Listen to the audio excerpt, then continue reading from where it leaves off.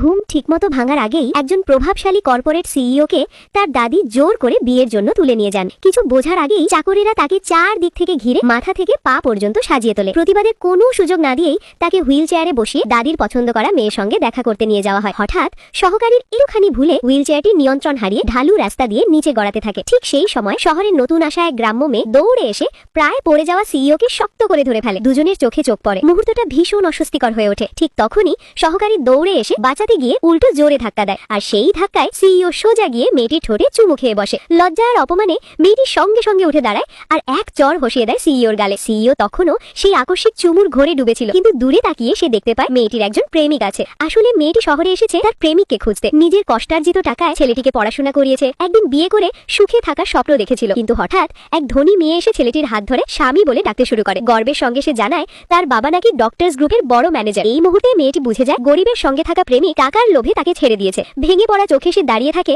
আর সেই দুজন হাত ধরে চলে যায়। কিন্তু সে জানতো না যে ডক্টরস গ্রুপের কথা বলা হচ্ছে তার মালিক আসলে এই পা অচল সিইও নিজেই। ঠিক তখনই দাদির ঠিক করা পাত্রী এসে সিইও কে হুইল চেয়ারে দেখে 30 লাখ থেকে সোজা 50 লাখ দাবি করে বসে। সিইও আর এক মুহূর্ত না থেকে চুপচাপ ঘুরে চলে যায়। হঠাৎ থেমে সে সেই মেয়েটির দিকে এগিয়ে এসে বলে, একটু দাঁড়াও,